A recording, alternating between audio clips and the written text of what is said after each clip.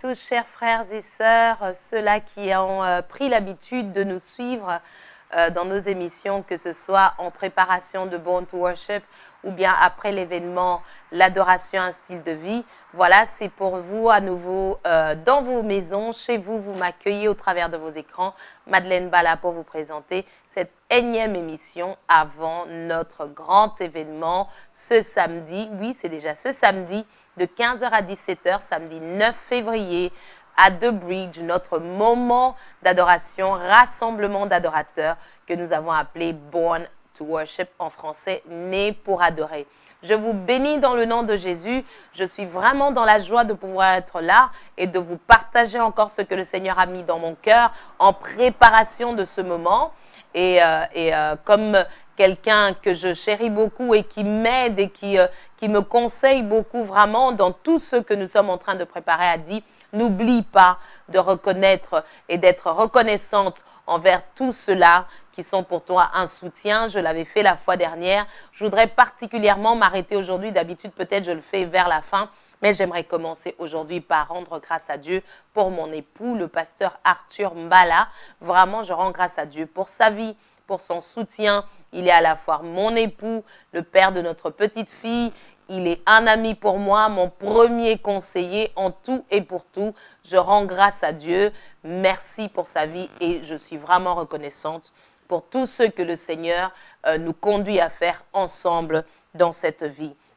Il y a lui et il y avait aussi toutes ces personnes qui déjà sont en train de nous aider pour l'avancement de cet événement. Je vais prendre mes notes parce que j'aimerais ne pas oublier, je n'aimerais pas oublier quelqu'un. Je voudrais reconnaître toutes ces personnes-là qui feront partie de l'organisation de Born to Worship, notre 4e édition. Vraiment, je bénis Dieu pour toutes ces personnes. Et je cite: pour la présidence de l'événement, nous serons avec le pasteur Mathieu Lévy-Ndomba. Peut-être que certains d'entre vous le connaissent ici dans la ville, le pasteur de la Cité du Dieu vivant à Bruxelles, avec son épouse Mama, que j'aime appeler affectueusement Mama, Mélissa Ndomba. Je les bénis là où ils sont dans le nom de Jésus. Je suis vraiment dans la joie de pouvoir les avoir en soutien comme parrains, comme eux-mêmes ils disent. Ils nous parrainent vraiment dans cet événement. Depuis la première édition, ils sont là. Et c'est le pasteur, pardon, excusez-moi, c'est ma tablette. C'est le pasteur Mathieu qui conduit à chaque fois l'événement avec la grâce que le Seigneur lui a donnée depuis la première édition. Et combien nous sommes bénis, ceux qui sont là peuvent en témoigner. D'ailleurs, la première édition, ce sont les frères musiciens de son église qui nous avaient été en soutien et nous rendons grâce à Dieu pour elle. Je voudrais aussi remercier ceux qui seront en soutien vocal pour moi.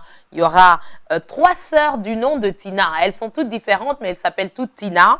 Il y aura mon amie Tina, Madame Chizézé, l'épouse de Trésor Chizézé. Ce sont des amis à moi depuis l'école secondaire. Je rends grâce à Dieu pour sa vie. Je rends grâce à Dieu pour Madame Tina, épouse Richard Mbala, docteur Richard Mbala, le pasteur de New Covenant God's Church. Donc, je rends grâce à Dieu pour elle. Et je bénis Dieu aussi pour Tina Estrella, qui est une sœur pour moi et qui est là depuis la 3e édition. Je rends grâce à Dieu, ce seront elles.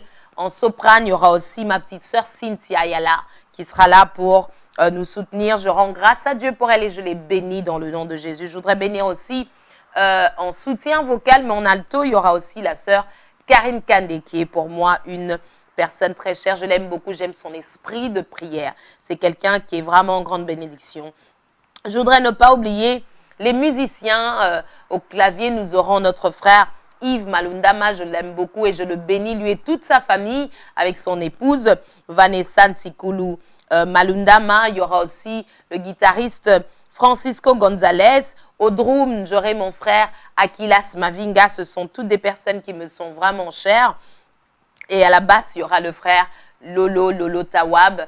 Je les bénis tous dans le nom de Jésus. Je veux reconnaître en eux cette grâce que le Seigneur a déposée parce que sans eux, Born to Worship n'est pas possible. Nous avons besoin de toutes les grâces et les faveurs que Dieu a données dans le corps du Christ. Toutes ces personnes font partie de différentes églises. elles ne font pas partie de la même église locale. Donc, je rends grâce à Dieu ici pour cet apport. Dans le corps du Christ, vraiment, on peut sentir chaque membre, celui-ci est l'œil, l'autre est la main, l'autre le pied, et chacun dans la grâce que Dieu lui a donnée est en train de nous bénir. Au protocole, j'aurai mon amie Lydiane Toumba. Elle sera aidée par ma sœur Bédine Tombo, épouse Camara, et une autre sœur à moi, Kelly Anakeka. Je les bénis dans le nom de Jésus. Et je crois en Dieu qu'elles vont faire un travail puissant parce que ce sont des personnes remplies du Saint-Esprit. Je ne dis pas que les autres ne le sont pas. Ce que je veux dire, c'est qu'à chaque département, chacun a une grâce et ce sont des gens qui se sont proposés spontanément parce qu'ils savent ce qu'ils pourront apporter dans chaque situation, accueillir les personnes, celui-là aux instruments, pour jouer tous pour la gloire de Dieu. Et pour le petit taux ou le petit rafraîchissement que nous aurons après l'événement, je rends grâce à Dieu pour Madame Belinda Faïda Ndoulo. C'est quelqu'un que j'aime beaucoup. C'est l'épouse de Papa Leta Ndoulo, celui qui nous a donné cette opportunité, cette porte de grâce où nous sommes dans les studios de la radio-télévision La Foi en Jésus. Cette opportunité qui nous a été donnée de partager l'évangile de Christ. Je les aime beaucoup et je rends grâce à Dieu pour leur vie. Je prie pour eux. Je les déclare encore prospères dans leurs œuvres, dans le nom de Jésus. Et donc, ce sera Maman Belinda qui sera là pour nous rafraîchir le samedi, juste après l'événement. Donc, je vous préviens déjà, ne soyez pas pressés. Nous prendrons le temps d'avoir une petite communion fraternelle. Et je rends grâce à Dieu, donc je le disais, pour Papa Leta, qui va prendre le temps. J'étais même en train de parler avec lui pour voir comment on allait s'organiser pour le filmage et tout ce qui en suivra. La publicité pour l'événement, je m'étais dit que, bon, comme nous sommes déjà à la 4e édition, je vais m'en charger. Donc, on est sur Facebook, comme vous le savez, avec notre page Born to Worship.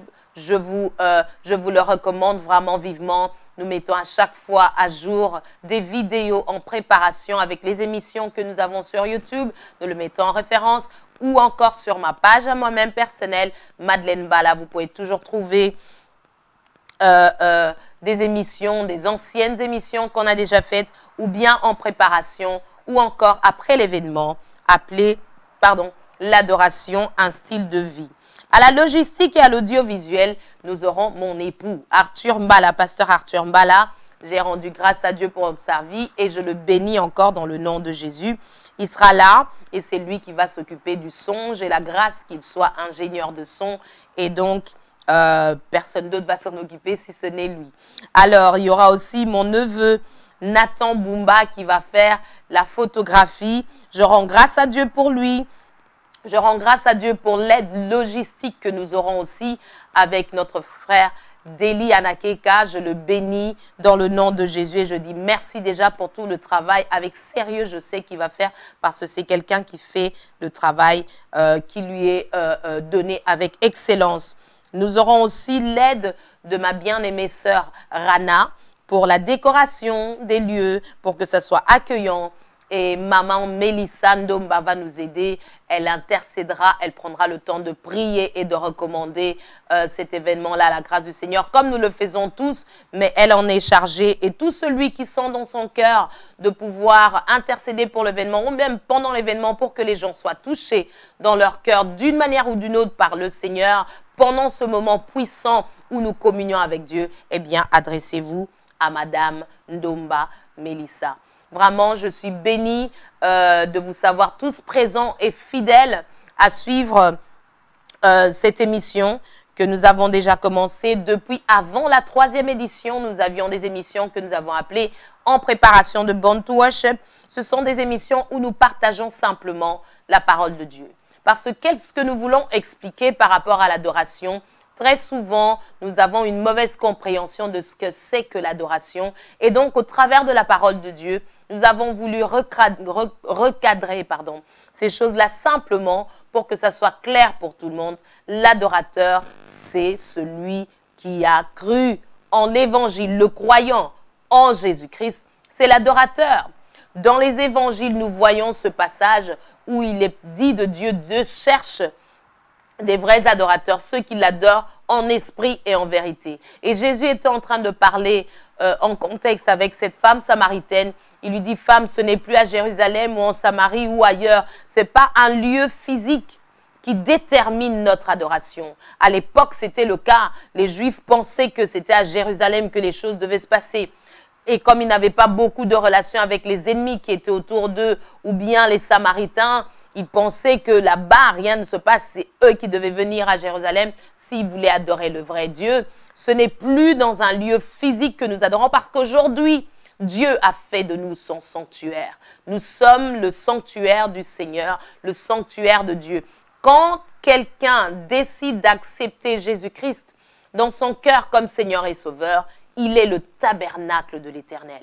Le tabernacle que nous connaissons de l'Ancien Testament avec Moïse qui a conduit le peuple d'Israël jusqu'à la porte de la terre promise, ce tabernacle représentait moi, toi, qui a reçu Jésus-Christ, qui a reçu Dieu en lui parce que le Saint-Esprit habite en nous. Je ne vais pas faire une explication du tabernacle ici. Il y avait le parvis, le lieu saint, le lieu très saint. Aujourd'hui, en Christ, dans mon esprit, c'est là où j'ai reçu la vie de Dieu. C'est le lieu très saint. C'est là où Dieu est en moi et vit en moi. Et c'est le cas de tout celui qui a reçu Jésus-Christ comme Seigneur et Sauveur.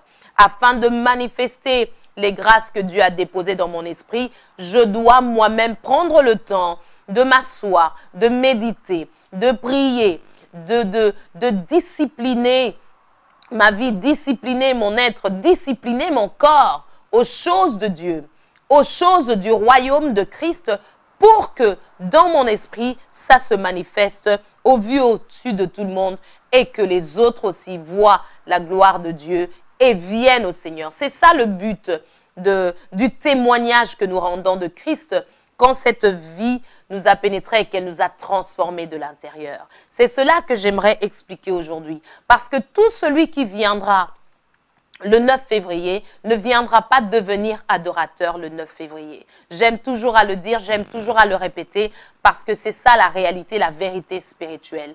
Jésus a dit à cette femme samaritaine, il a dit, femme, ce ne sera plus à Jérusalem ni à Samarie que les gens vont aller adorer. Mais Dieu cherche des vrais adorateurs. Ça veut dire que ceux-là qui portent la vie de Dieu en eux et qui ont cette relation, cette communion-là avec Dieu. Alors tu peux adorer même dans ta chambre, tu peux adorer même dans la cuisine, tu peux adorer en ville tout en ne dérangeant pas tes voisins. Tu peux adorer partout parce que tu portes Dieu.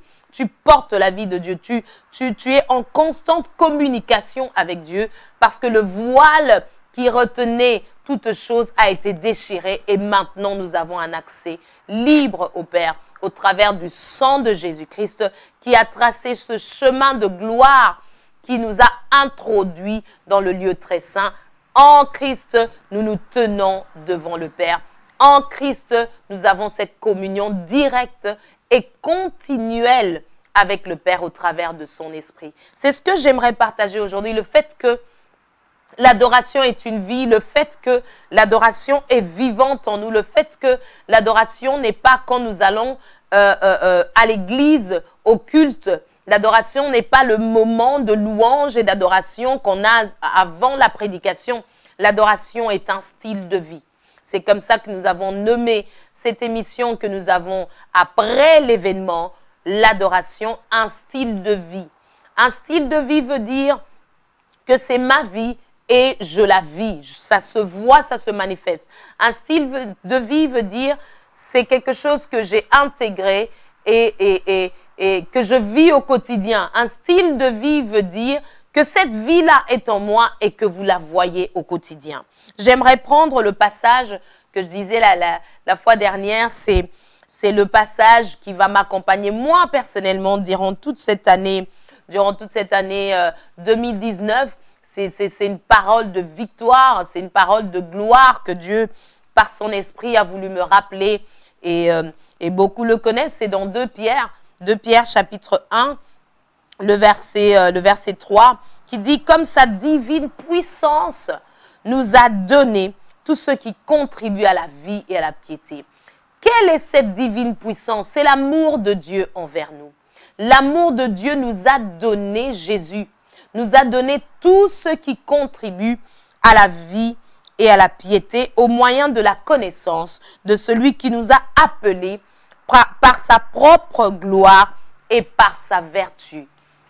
Le salut est l'œuvre de Dieu pour nous rapprocher de lui-même. Nous étions loin de lui par nos pensées à cause du péché d'Adam, comme j'aime à le dire et comme la parole le déclare. Et au travers de l'œuvre de la croix, de la mort et de la résurrection de Jésus-Christ, Dieu lui-même nous a restaurés dans la communion que nous avions avec lui. Le salut n'est pas une œuvre humaine. Alors, aucune chose, rien, aucune œuvre humaine ne pourra ajouter un plus ou retrancher quelque chose au salut que quelqu'un reçoit. Le salut se reçoit quand on accepte Jésus-Christ comme Seigneur et Sauveur. Le salut ne se reçoit pas quand on fait 10 étapes pour accéder à la gloire.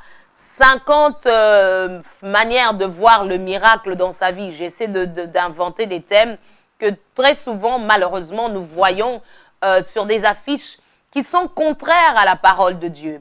La parole de Dieu nous dit qu'à celui qui croit, il reçoit la vie de Dieu. Mais à tous ceux qui l'ont reçu, Jean 1, verset 12, à tous ceux qui croient en son nom, il leur a donné le pouvoir de devenir enfants de Dieu. Donc, dès que tu as cru en l'évangile qui t'a été annoncé, tu as reçu l'opportunité, le pouvoir, la force spirituelle, la vie de Dieu a pénétré ton esprit et tu es complètement changé, complètement transformé.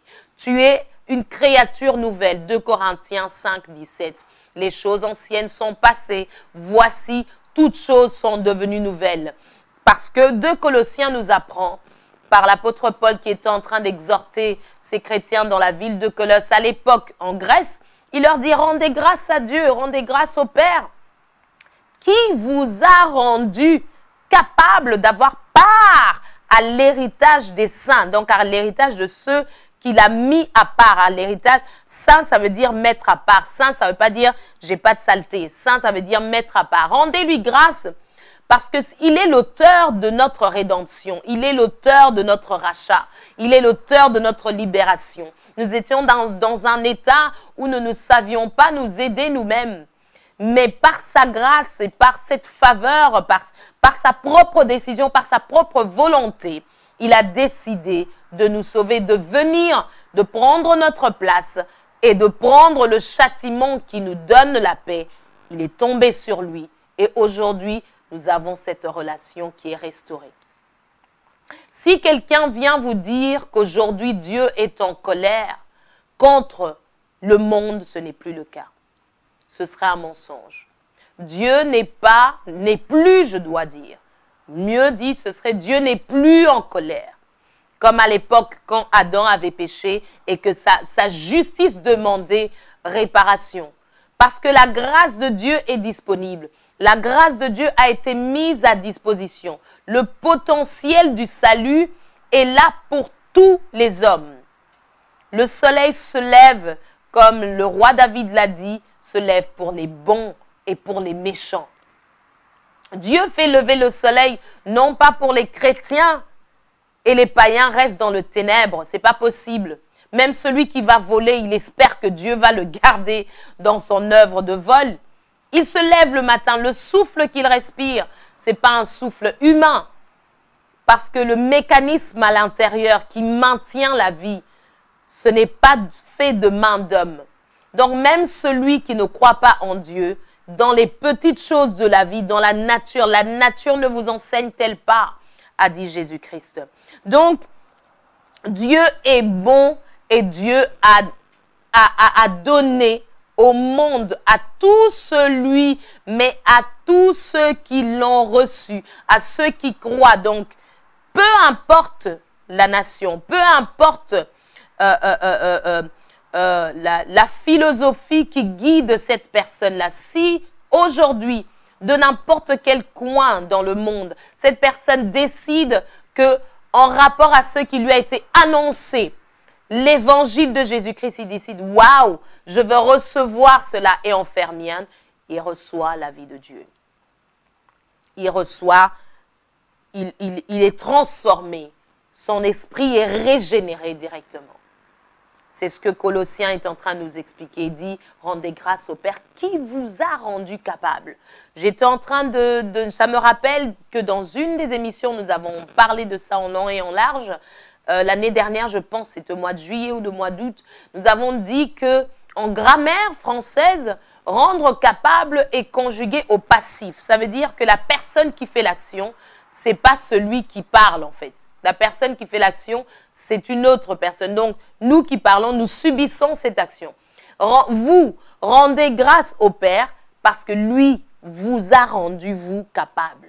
Donc, ça veut dire que nous n'étions pas capables de pouvoir faire ce que nous devions faire et quelqu'un devait venir nous aider à le faire. En l'occurrence ici, Dieu lui-même est venu, il a pris notre place et il nous a donné sa vie, il nous a donné sa joie, il nous a donné sa paix, il nous a restaurés à lui-même. Dieu n'est plus en colère contre l'être humain.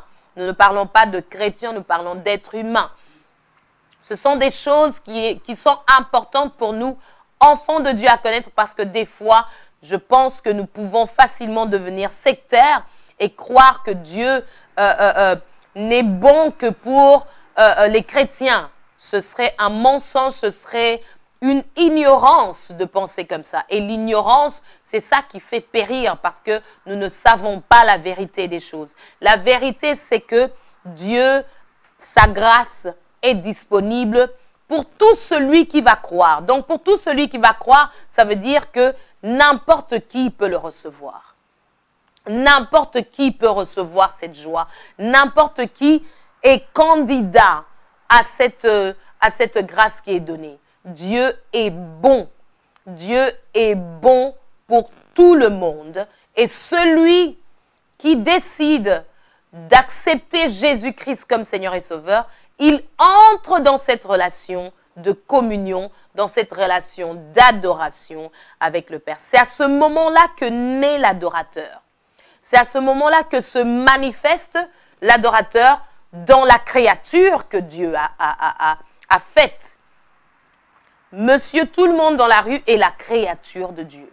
Mais tout le monde n'est pas fils de Dieu.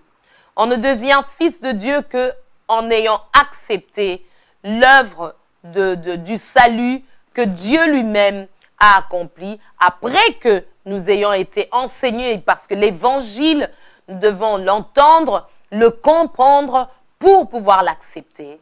Quand ça a été accepté, alors nous entrons de la dimension de créature, nous entrons dans cette dimension de fils et père, une dimension de relation paternelle, relation filiale, père-fils en Jésus-Christ. Et alors, tout ce qui se passe dans cette dimension-là ne dépend pas de ce que nous avions fait avant ou de ce que nous ferons dans le futur. Ça ne dépend pas de nos actes parce que l'œuvre de Dieu ne dépendait pas de nos actes pour qu'elle s'accomplisse. Dieu a décidé dans sa souveraineté de manifester les choses de cette manière-là. Et il nous a récupérés à lui-même. Donc, ce n'est pas aujourd'hui que nous allons penser à faire des choses pour Dieu. Parce que rien de ce que nous pouvons faire pour Dieu va l'influencer. Dieu n'est pas influençable par nos actes, que ce soit bon ou mauvais. Dieu n'est pas influençable par nos actes, que ce soit bon ou mauvais. Parce qu'il a décidé de nous sauver, ce n'était pas parce que nous étions bons, c'est parce que nous étions des pécheurs. Alors qu'il nous étions encore loin de lui, nous étions pécheurs. Il a voulu nous ramener dans la relation qu'il avait au départ avec Adam, une relation de communion. Il était simplement en train de parler de communier, passer du temps avec Adam dans le jardin d'Éden. Et c'est quelque chose qu'il avait connu, prévu, avant même la fondation du monde. Dieu n'essaie pas, comme on dit dans ma langue maternelle, assis tout qu'à quitter. Donc, il ne s'est pas réveillé un jour et dit « Ah, il y a eu erreur, je vais essayer de réparer ça. » Non, l'agneau de Dieu est immolé avant la fondation du monde.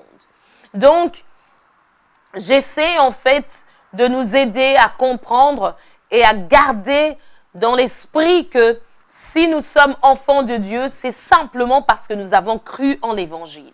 Si nous sommes adorateurs, c'est simplement parce que nous sommes croyants en cet Évangile-là qui nous a été prêché. Et le fait de dire adorateur, c'est en fait dire je suis en communion avec la personne que j'admire et que je mets au-dessus de tout parce que ce qu'il est pour moi est au-delà de ce que moi-même j'aurais pu faire. Alors c'est lui le sujet de toute mon attention. C'est ça, adorer, vénérer, se prosterner devant. C'est un mot qui peut être utilisé dans d'autres circonstances. En français, même dans la vie de tous les jours, on entend souvent autour de nous « Oh, j'adore faire ceci. Oh, moi, j'adore faire cela. » C'est un mot, mais le sens profond du mot, c'est celui-là. Comprendre une communion profonde qu'il y a. Et cette communion-là, j'insiste, n'est pas l'œuvre humaine. Cette communion-là, c'est l'œuvre de Dieu. Et comment est-ce que nous y accédons? Par la foi. Nous mettons notre foi, notre confiance, nous y croyons, nous y portons notre intérêt. Et alors, nous bénéficions de tout ce qu'elle apporte. Le fait que je puisse me tenir devant Dieu et d'être considéré comme juste, c'est par la grâce de Dieu et c'est grâce au sang de Jésus-Christ qui parle constamment en ma faveur devant Dieu. Je suis revêtu de Christ. Christ est en moi. Devant le Père, Dieu voit Christ. Dieu voit l'œuvre de Christ. Il ne voit pas Madeleine, il ne voit pas un tel ou un tel autre. Parce que s'il nous voyait, nous, avec nos actes, nous ne pouvions pas nous tenir devant lui parce que nous étions des pécheurs. C'est comme ça que l'apôtre Paul explique aux Colossiens, il dit « Vous devez savoir rendre grâce à Dieu parce que ce que vous n'avez pas encore compris, c'est que c'est lui qui vous a rendu capable d'avoir part à l'héritage des saints. Il vous a transporté du royaume des ténèbres et vous a fait entrer dans le royaume du Fils de son amour, dans son admirable lumière, où c'est le rachat, où c'est la rédemption, où c'est la paix, où il y a la paix en continu. Cette relation-là, c'est quelque chose que nous minimisons, mais en fait, c'est la base de l'adoration. C'est quelque chose que nous oublions, mais en fait, c'est la base de l'adoration. Très souvent, nous allons entrer dans un culte et vous voyez quelqu'un en train de pleurer, mais c'est peut-être un fervent chrétien depuis des années. Pourquoi soudainement, il s'est souvenu de ses premiers jours de salut, la joie qu'il avait quand on lui disait « Viens mon frère, on va parler de Christ ». Il était très rapide à prendre sa veste et à sortir et à aller dire « Jésus t'aime mon frère, est-ce que je peux prendre juste 2 minutes de ton temps ?» Peut-être tu n'y crois pas, peut-être que tu n'as jamais entendu parler de ce mot, de ce nom, Jésus, mais j'aimerais prendre 2 minutes et t'expliquer que Jésus t'aime. Ou simplement avoir ce désir-là, comme des premiers jours de vouloir que notre comportement, les grâces que Dieu a mis en nous soient une source de bénédiction, même dans notre communauté, le travail, l'école, peu importe. Et vous allez voir cette personne-là, un fervent chrétien depuis peut-être des années en train de pleurer, agenouillé. Pourquoi? Parce qu'il constate qu'il a arrêté de manifester la gloire de Dieu qu'il y a dans son esprit, de manifester la nouvelle création qu'il est, de manifester qui il est. Il a arrêté de le faire. Pourquoi? Les choses de la vie. Je pense, si je ne m'abuse, c'est dans le livre des évangiles, le livre de Luc, où on parle de la parabole du semeur, les différentes terres. Il y a la terre épineuse, il y a la terre pierreuse, il y a la terre le long du chemin et il y a la bonne terre. Et l'explication que Jésus est en train d'en donner à ses disciples, il dit que celui-là, c'est un cœur qui a beaucoup plus d'autres préoccupations. Lui, il n'écoutait pas attentivement. Le diable est venu facilement voler ce qui lui a été prêché. Il n'écrivait pas. Pendant que ça lui était enseigné, il prenait la grâce de Dieu à la légère. Donc, le long du chemin, la parole qui lui a été donnée est partie. Il y a des terres qui sont pierreuses. C'est quelqu'un qui est rempli de haine, qui est rempli des choses de la vie qui lui ont fait mal et dont il ne s'est pas débarrassé, et même la parole qui vient, qui entre, ne sait pas trouver d'air frais pour grandir, pour mûrir dans le cœur. L'adoration est un style de vie et le style de vie se maintient.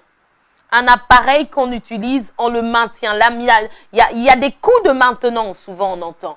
Le coût de maintien d'un tel véhicule, ça peut aller très cher, ça peut coûter vraiment cher. Alors, je préfère peut-être prendre un autre véhicule, ça me coûtera moins cher. Le coût de maintenance, il y a une discipline à tenir en tant qu'adorateur. C'est pas une discipline que nous faisons de nous-mêmes, c'est le Saint-Esprit par sa grâce qui nous aide. Parce que la grâce de Dieu nous enseigne à garder nos cœurs, à nous éloigner, à fuir l'impiété. L'impiété, c'est tout ce que je voudrais faire quand les hommes ne sont pas là et je pense que je suis toute seule ou tout seul. Je pense qu'on ne me verra pas. Est-ce que je serai toujours aussi juste dans mes actes? C'est ça la piété. Donc la grâce de Dieu vient dans mon esprit, elle commence à enseigner à ma mentalité que ça, c'est pas pieux, ça ne colle pas à la nature que tu as désormais reçue en Jésus-Christ. Parce que celui-ci peut avoir reçu Jésus-Christ quand il avait 20 ans, l'autre à 30 ans. Eh bien, c'est tout un bagage de vie, toute une éducation, tout un savoir-vivre, un savoir-être qui très souvent ne colle pas à la vie de Dieu. Ou même quand c'est très bien éduqué, comme on dit, reste que ce n'est pas la grâce de Dieu qui nous l'a enseigné. Nous devons apprendre à garder à cœur que être un adorateur, ce n'est pas chanter à l'église, ce n'est pas faire partie de la chorale, ce n'est pas s'assurer que j'arrive à temps pour ne pas rater le moment de louange et de célébration où on sera en train d'adorer. C'est une vie, c'est un style de vie. En fait, c'est simplement tout celui qui a reçu Jésus-Christ comme Seigneur et Sauveur. Donc, le verset que je viens de lire tout à l'heure, comme sa divine puissance, l'amour du Père, nous a donné tout ce qui contribue à la vie et à la piété au moyen de la connaissance de celui qui nous a appelés par sa propre gloire et par sa vertu. J'aimerais continuer, descendre dans le passage qui m'a intéressé, que je voulais en fait partager avec vous aujourd'hui. Le verset 4 dit « Lesquels nous assurent de sa part les plus grandes et les plus précieuses promesses, afin que par elles vous deveniez participants de la nature divine. » En fuyant la corruption qui existe dans le monde par la convoitise. Ici, nous voyons la dimension de la discipline dans la vie de celui qui reçoit Jésus-Christ comme Seigneur et Sauveur. Et c'est des choses qui s'apprennent. On ne demande pas à un champion de devenir champion dès le premier jour. Il y a un entraînement, il y a une régularité dans l'entraînement à avoir. Il y a une constance à tenir. C'est là l'œuvre de... C'est là comment je dois dire, c'est là le travail de maintien, le travail de discipline que celui qui a reçu Jésus-Christ garde. Et il y a plusieurs manières de veiller à ce que ce soit gardé. L'entourage, tu ne peux pas voir cette vie de Dieu en toi et garder un entourage qui est nocif, un entourage pierreux, un entourage épineux, qui viendra étouffer à chaque fois la semence qui sera mise. Et tu dis, non, ce sont des amis. Non, c'est des gens que je connais depuis. Je ne peux pas me défaire d'eux. Je ne demande à personne de se défaire de ses amis ici. Je demande à chacun d'entre nous de faire un examen de conscience. Ce que nous faisons très souvent à la veille d'une nouvelle année. Mais c'est des choses qui doivent être constantes. Constantes dans la vie de l'adorateur. Checker, faire le bilan. Où est-ce que j'en suis ? Est-ce que ce que j'ai reçu comme grâce, je suis en train de le manifester? Est-ce qu'il y aurait moyen de manifester ça d'une autre manière? Réfléchir, penser les choses de Dieu. Penser à Dieu, penser aux choses de Dieu. Je crois que c'est dans les Épîtres, si je ne m'abuse, c'est dans Philippiens. Il dit, comme vous avez maintenant été rachetés pour les choses d'en haut. Pensez à ce qui est spirituel. Réfléchissez plus à ce qui est spirituel qu'aux choses de la vie charnelle.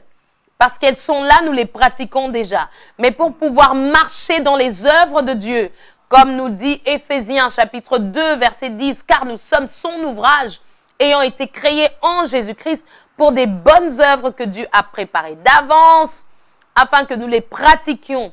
Donc, il y a des œuvres que Dieu a préparées d'avance, et pour les savoir, il faut prendre l'habitude de communier avec Dieu, d'adorer Dieu dans un style de vie, parce que Dieu, maintenant que Jésus-Christ est mort et ressuscité, nous avons, ses enfants, la capacité de l'entendre à tout moment. Ce n'est pas réservé à certains. Si tu as reçu Jésus-Christ comme Seigneur et Sauveur, tu as la capacité en toi, dans ton esprit, d'entendre Dieu par son esprit, par le Saint-Esprit, au travers des Écritures. Où est-ce que j'entends et je reconnais la voix de Dieu? Dans les Écritures. Je ne vais pas aller le reconnaître dans un livre de philosophie.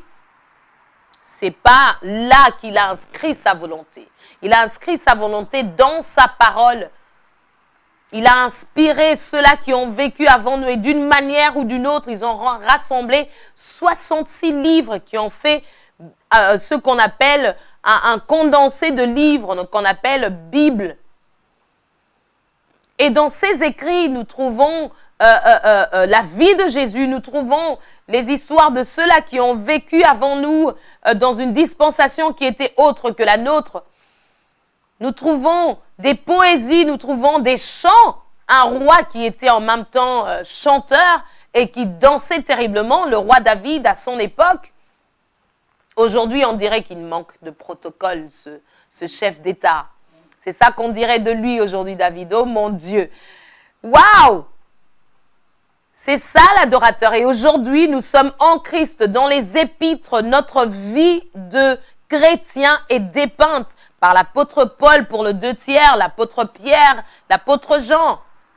Nous avons tout. Sa divine puissance nous a donné tout ce qui contribue à la vie et à la piété au moyen de la connaissance de celui qui nous a appelés par sa propre gloire et par sa vertu. C'est lui qui a fait cette œuvre et ça se voit bien dans ce verset 3. J'avais déjà continué dans le verset 4 et j'en étais, je vais quand même le relire. Lesquels nous assurent de sa part les plus grandes et les plus précieuses promesses afin que par elles, vous deveniez participants de la nature divine en fouillant la corruption qui existe dans le monde par la convoitise. Verset 5. À cause de cela même, faites tous vos efforts. L'effort, ça c'est l'effort de l'adorateur. L'effort, ça c'est l'effort du chrétien. L'effort, ça c'est l'effort du croyant, celui qui a reçu cette vie de Dieu dans son esprit. Il dit, faites tous vos efforts pour joindre à votre foi la vertu, à la vertu, la science, à la science, la tempérance, à la tempérance, la patience, à la patience, la piété, à la piété, l'amour fraternel, à l'amour fraternel, la charité. Vous voyez qu'il y a une différence entre l'amour fraternel et la charité. Le verset 8 nous dit, car si ces choses sont en vous et ils sont avec abondance, elles ne vous laisseront point oisifs ni stériles. Je dois dire ici que quand il dit sont en vous, ça ne veut pas dire que ça viendra de l'extérieur et que ça va rentrer. Ça veut dire que si vous le manifestez, vous êtes intentionnel dans votre manière de le manifester, voilà ce qui va se passer. Car si ces choses sont en vous et ils sont avec abondance, elles ne vous laisseront point oisifs ni stériles pour la connaissance de notre Seigneur Jésus-Christ. Donc, voilà, on nous explique que notre foi ne doit pas être une foi bête, comme on dit. C'est une foi qui doit être intelligente. Dans la vie de tous les jours, nous devons savoir comment nous comporter pour que cette grâce que nous avons reçue dans notre esprit se manifeste dans nos pensées, dans notre âme, et que ensuite cette gloire en nous soit palpable pour les hommes au travers des œuvres de la foi que nous faisons. Éphésiens chapitre 2, verset 10. Car nous sommes son ouvrage, ayant été créés pour des œuvres qu'il a préparées d'avance, pour que nous puissions les pratiquer. Pour pratiquer une œuvre, il faut savoir ce que l'auteur de cette œuvre-là veut que tu fasses. Et pour le savoir, comment veux-tu le savoir si tu ne prends pas le temps de suivre ce qu'il te recommande de faire? La vie du chrétien est une vie de discipline. Et c'est une discipline qui ne nous est pas imposée. C'est une discipline qui est nécessaire. Nécessaire, ça veut dire que c'est important, c'est vital si nous voulons manifester ce que l'auteur de ces œuvres-là a prévu. Il a un schéma, il a un canevas qu'il a déjà prévu et qui ne change pas. Jérémie 29, 11, si je ne m'abuse, dit que « car il a des projets de bonheur et non de malheur, afin que nous ayons un avenir et de l'espérance. » L'amour de Dieu répandu dans nos cœurs, Romains chapitre 5, verset 5, le témoignage de cet amour, c'est l'espérance que ça vient nous porter. Car l'espérance ne trompe point. L'amour de Dieu est répandu dans nos cœurs par le Saint-Esprit. Donc, ces œuvres que Dieu a préparées d'avance, c'est pour manifester son amour, sa grâce, sa miséricorde à quelqu'un quelque part, de la même manière que nous l'avons reçu, quelqu'un a intercédé pour nous quelque part, quelqu'un fait le pas de venir nous parler de Jésus. Une fois, deux fois, trois fois, différentes personnes qui, eux, chacune de ces personnes dans leur intimité avec Dieu, ont pris le pas d'aller évangéliser, d'aller parler de Jésus d'une manière ou d'une autre, et notre cœur a été saisi. La grâce de Dieu a pénétré notre vie. Nous avons dit, waouh, ce Dieu est tellement bon. Mais maintenant que nous le recevons, nous gardons cette grâce pour nous. La parole de Dieu nous apprend, il dit, ne gardez pas cette vérité captive. Quand tu ne témoignes pas de Christ, tu gardes la grâce de Dieu là pour toi. Tu es en train de l'étouffer. Parle de Jésus là où tu es. Adore Dieu là où tu es. Je voulais rappeler à un adorateur qu'à la foi, nous devons ajouter la vertu. À la vertu, la science. À la science, la tempérance. À la tempérance, la patience. À la patience, la piété. À la piété, l'amour fraternel. À l'amour fraternel, la charité.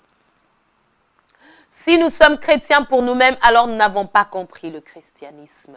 Nous n'avons pas compris l'adoration. Nous n'avons pas compris la communion avec le Père. Ça s'apprend au quotidien. Et pour ce, nous devons apprendre à être assez humbles pour nous entourer de ceux-là qui connaissent. Et qui connaissent bien, pas qui connaissent de manière tordue. Sinon, nous sommes perdus dans la compréhension simple de ce salut que nous avons reçu, à savoir que c'est Christ qui a tout accompli. Nous marchons dans ce qu'il a déjà accompli, étant des témoins par nos actes, par notre science, par notre vertu, par notre tempérance, par notre patience, par notre amour fraternel, par notre charité. Nous témoignons de ce salut reçu. Nous allons le témoigner encore ce samedi. Vraiment, j'insiste, je vous invite chaleureusement à en faire un rendez-vous. C'est des moments où une opportunité nous est donnée dans cette atmosphère de reconnaissance, dans cette atmosphère glorieuse où nous sommes en admiration, de manière consciente, nous nous souvenons de l'amour du Père pour nous. De manière consciente, nous chantons ses louanges et nous reconnaissons qui il est pour nous. Qui de manière consciente, à ce moment-là, c'est un concentré c'est une assemblée d'adorateurs, un rassemblement des adorateurs, un moment d'adoration. À ce moment-là, la gloire de Dieu, la puissance de Dieu qui est là, nous ouvre les oreilles, les yeux, l'entendement à des grandes choses. Vous pourrez comprendre des choses puissantes sur votre vie, rien qu'en étant là, de manière très sincère dans votre cœur, concentré à comprendre. Et ces œuvres que Dieu a préparées d'avance seront claires à vos yeux. Waouh! En fait, Dieu m'appelle à faire ceci, m'appelle à faire cela. Ce n'est pas nécessairement se tenir devant le micro et commencer à prêcher en tant que pasteur, évangéliste ou quoi que ce soit. Là où tu es, dans ce que tu es en train de faire, les choses vont devenir clairs. Tes yeux vont sous les yeux de l'homme intérieur. Ton esprit va saisir, va capter. C'est un moment puissant à ne rater sous aucun prétexte. Les prétextes sont des textes sortis de leur contexte. Ça veut dire que moi, le contexte de la chose, c'est ça. Moi, je prends juste ce verset-là et j'en fais ce que je veux. C'est des choses dangereuses. Samedi, le 9 février 2019, de 15h à 17h, à The Bridge, chaussée de Louvain, numéro 50, 1932, Woluwe-Saint-Étienne, va se dérouler Born to Worship. Né pour adorer. Nous sommes nés pour l'adorer. Notre vie est une adoration au Père. C'est un style de vie que nous manifestons parce que nous avons compris que ce n'est plus moi qui vis, Galates 2:20.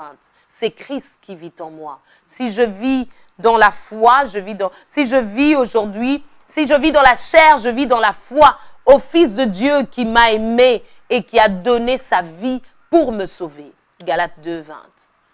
C'est ça le but de l'adoration. Le but de l'adorateur, c'est 2 heures dans la présence du Seigneur, 2 heures puissantes dans la présence du Seigneur. Venez, c'est vraiment un moment où on dit, vous êtes invités et l'invité invite. C'est à ce moment-là que nous pouvons casser ce dicton qui dit l'invité n'invite pas, mais en tout cas là, invitez, venez vous-même et invitez pendant 2 heures en train d'adorer, de glorifier le nom de l'Éternel, reconnaître son amour, sa puissance, la puissance de son salut en nous. Et ça va littéralement, très certainement, transformer nos vies. Voilà, c'était pour vous Madeleine Bala aujourd'hui, pour nous rappeler que nous sommes des adorateurs, que c'est un style de vie et que ces adorateurs, nous avons un rendez-vous à ne pas manquer. Notre rendez-vous annuel ce samedi. Demeurez vraiment bénis, paix et grâce chez vous à la maison. Et nous nous retrouvons après l'événement pour un changement de titre dans l'émission L'adoration, un style de vie. Nous n'irons pas loin. Il s'agit toujours de la même personne, la grâce personnifiée, Jésus-Christ, que nous élevons. Au revoir. Alléluia, alléluia, alléluia, alléluia.